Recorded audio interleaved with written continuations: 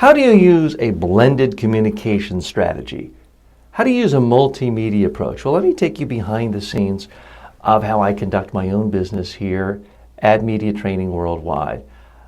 And forgive me for being a little self-promotional here, but this is the only thing I've said even remotely self-promotional. There's no ads on this podcast that you've heard so far. There's no constant name dropping of clients and the sort of client I'm after.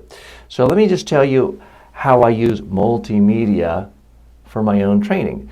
Client prospects call me and they say, TJ, we need either a day of media training, 2 days of media training, or a day or two of public speaking training, PowerPoint presentation training. We pick a date, could be 2 weeks from now, could be 2 months from now.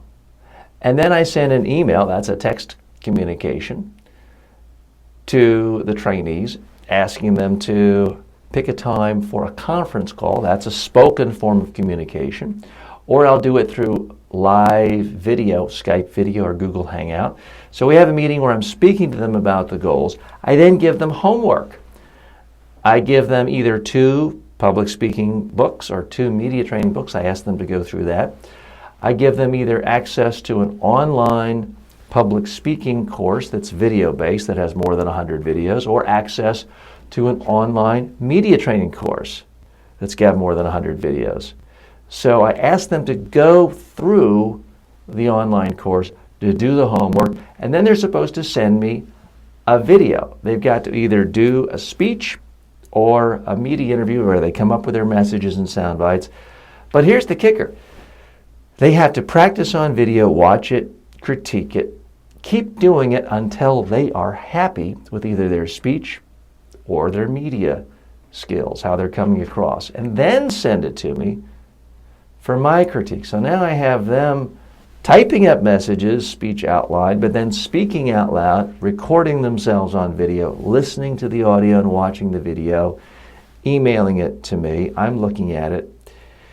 I have had clients practice their speech as many as 107 times before they send it to me. They might have spent dozens of hours in preparation for the day of training or for the 2-day training session. So when I walk into the room with them, their first comments are off, oh, TJ, I've already learned so much. And I've spent relatively little time, almost no time with them so far. It's because I've used a multimedia approach, books, newsletters, online video, interactivity, homework sessions for them sending video back. This way, when we spend our time together for the day of media training or presentation training, it's not a bunch of lecturing for me. Now, I love to lecture, but that isn't how people learn these skills.